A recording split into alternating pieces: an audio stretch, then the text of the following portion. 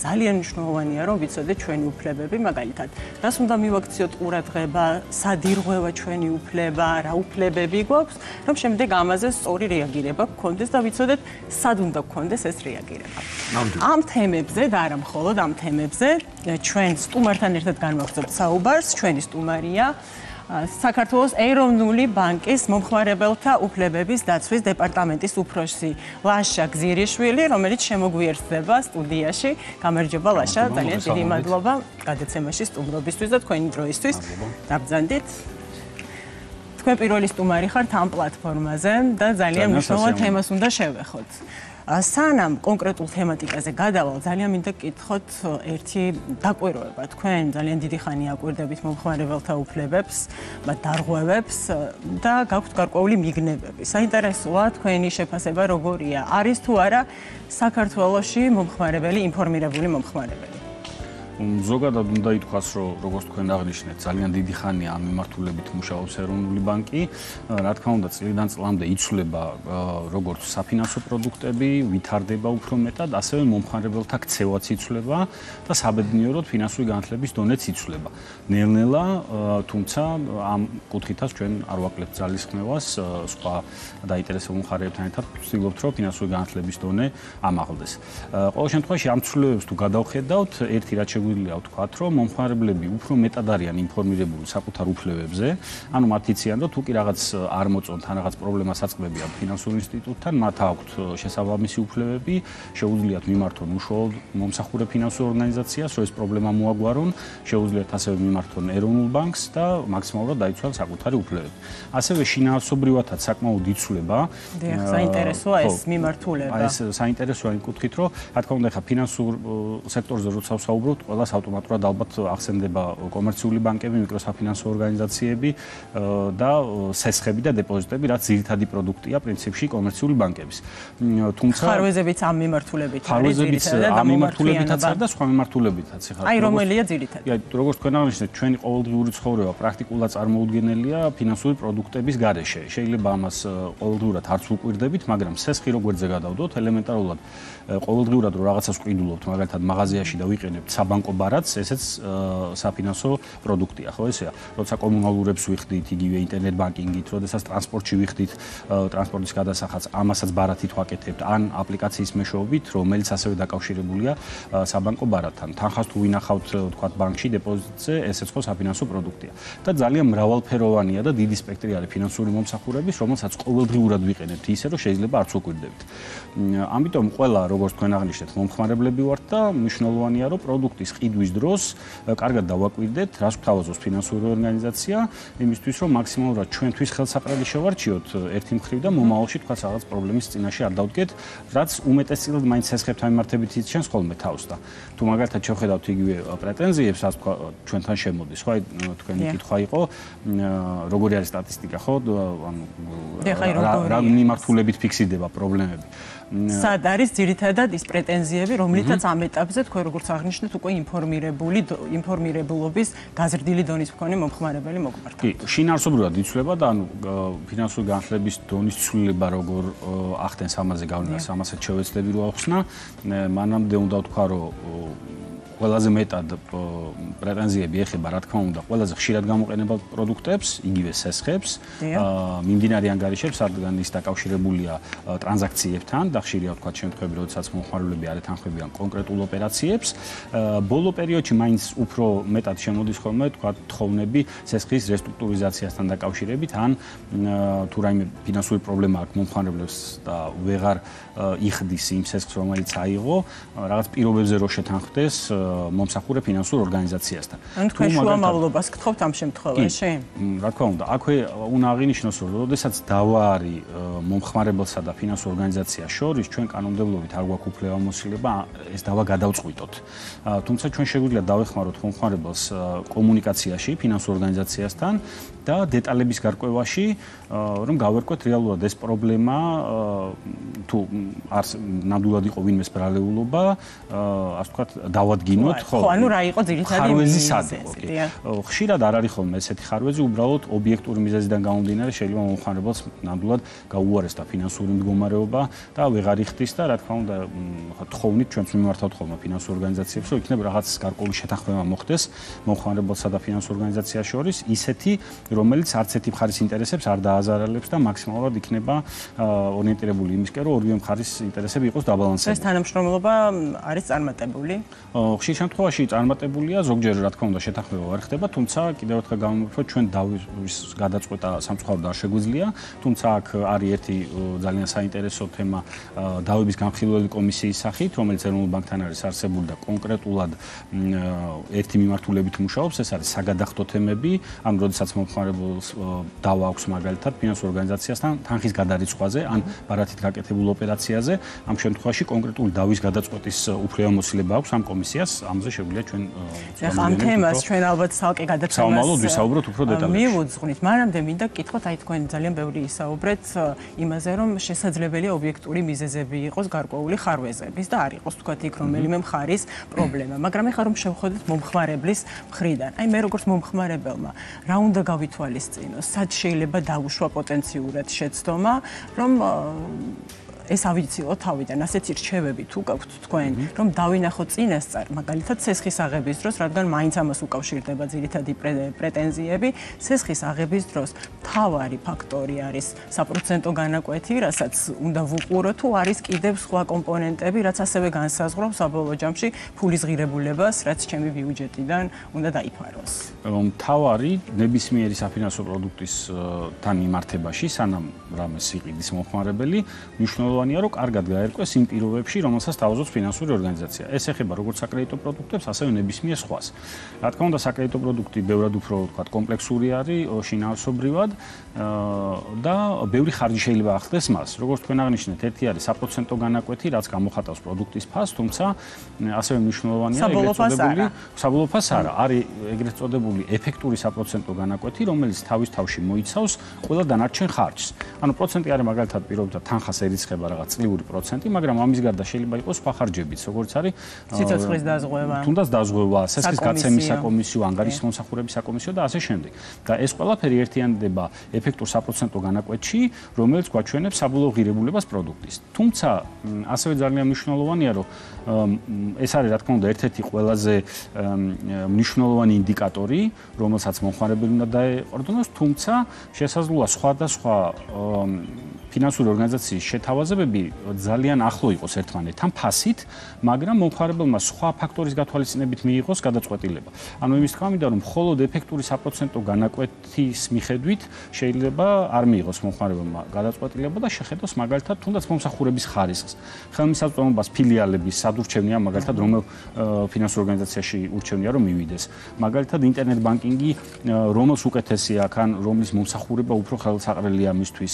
ან ძალიან პოპულარულია კიდევ ბოლო პერიოდში, როდესაც მომხმარებელს თავაზობენ რამდენიმე მომსახურებას ერთად, ეგრეთ წოდებული პაკეტური შეთავაზებები, როდესაც სესხთან ერთად მომხმარებელს ეხსნება მაგალითად მიმდინარე ანგარიში, გადაეცემა ბარათი, ინტერნეტ ბანკინგი, SMS ბანკინგი და ასე შემდეგ.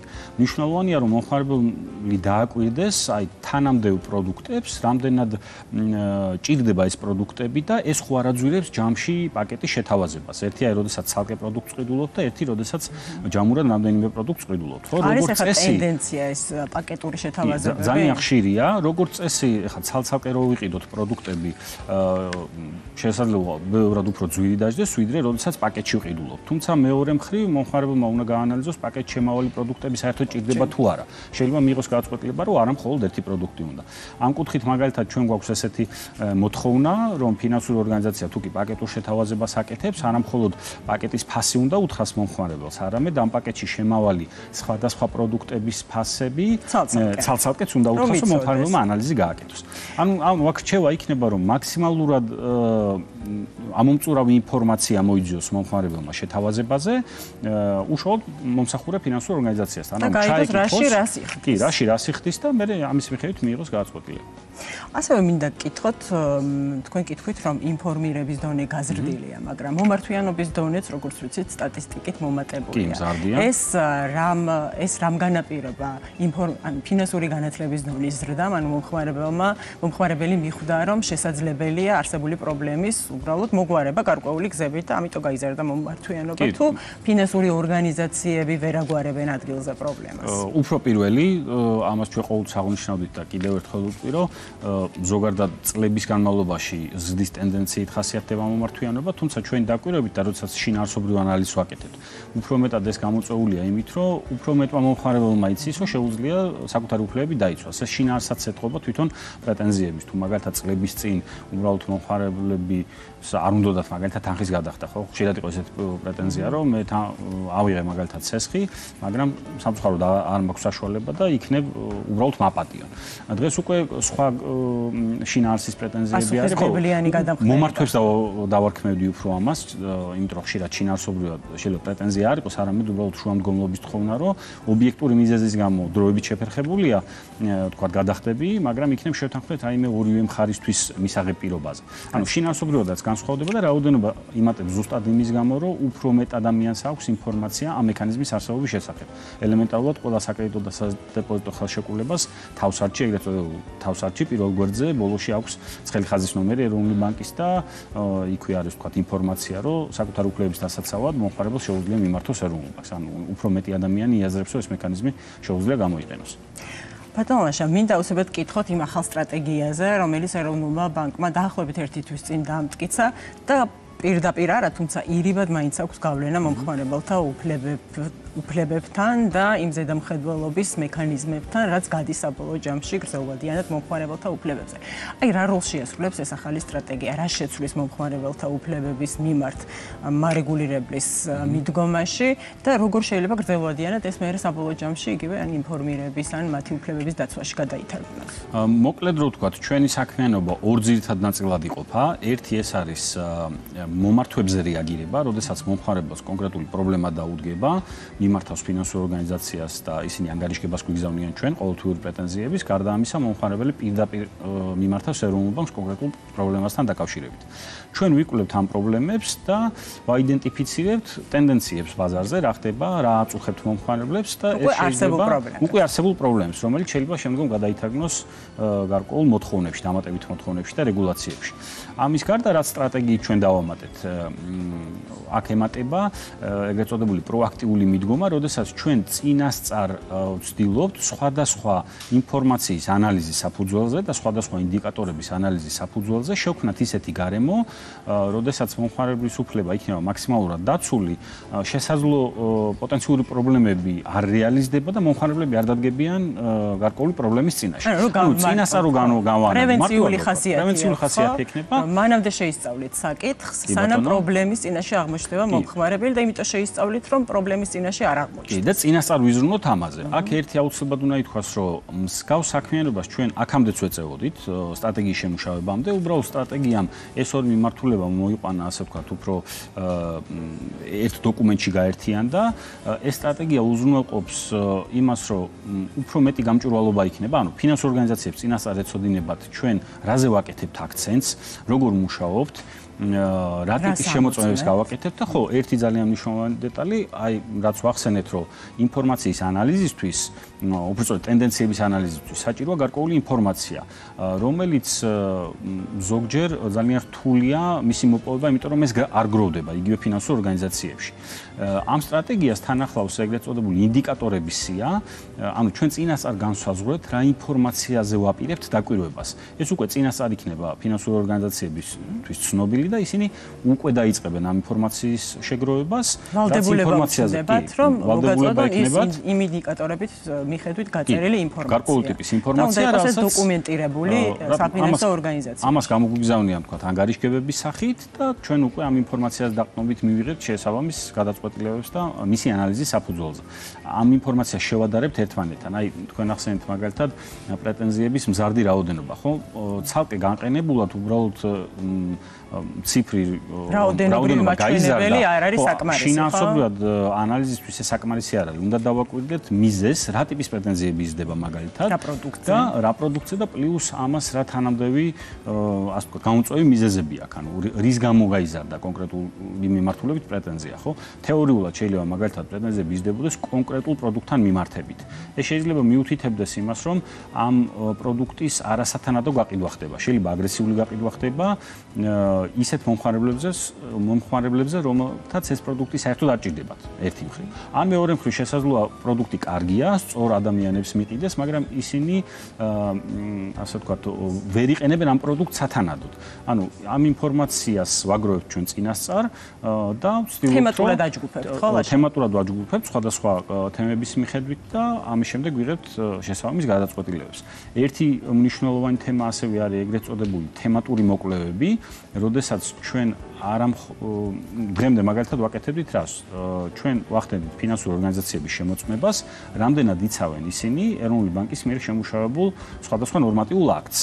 ეს უფრო ისეთი მექანიკური სამუშაო შეიძლება იყოს, ანუ ნახოთ ჩვენ, თუ მაგალითად საზღვრულია ვალდებულება, რომ ხელშეკრულებას კონდეს თავსართი, შევამოწმოთ ყველა ხელშეკრულებას აქვს თუ არა. თუ არა აქვს, გამოვიყენებთ შესაბამის სანქციები. ეხლა როგორ შეიცვალა? მაგრამ ჩვენ უკვე განვახორციელეთ რამდენიმე 2023 წელშიც მაგალითად 2024-შიც და მიმდინარე წელსაც გავაკეთეთ ეგრეთ წოდებული თემატური შემოწმებები. მაგალითად წელს ჩვენ გავაკეთეთ ეგრეთ წოდებული სესხის ამოღების ეთიკის კოდექსთან მიმართებაში, ზოგადად შევისწავლეთ სხვადასხვა ფინანსურ ორგანიზაციებში, როგორ არის პროცესი მოწყობილი, როდესაც ხდება სესხების ამოღება.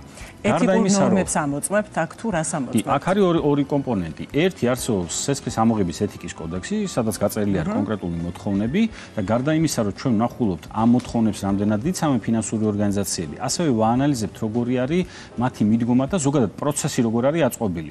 ანუ გარდა იმისა, რომ გარდა იმისა, რომ თქვა შევაფასოთ ჩვენი ნორმატიული აქტი ხო არ ირღვევა, თავარი მიზანი ეს არ არის, კი, შეიძლება დავადგინოთ რაღაც დარღვევა და სანქციას გამოვიყენოთ, მაგრამ ჩვენთვის არანაკლებ მნიშვნელოვანია გავაანალიზოთ პროცესი როგორ არის აწყობილი, ეს ხო არ ქმნის სამომავლო რაღაც რისკებს და ხო არ არის შესაძლებელი, რომ ამ კუთხით გარკვეული რეკომენდაციები მივცეთ ფინანსურ ორგანიზაციას, რომ ეს პროცესი უფრო მეტად მომხმარებელზე მორგებული გახადონ და აი ამ ტიპის თემატური შემოწმებებით სხვადასხვა თემებზე ვფიქრობთ, რომ უფრო წინ წავწერთ მომხმარებელთა უფლებების დაცვის სტანდარტს.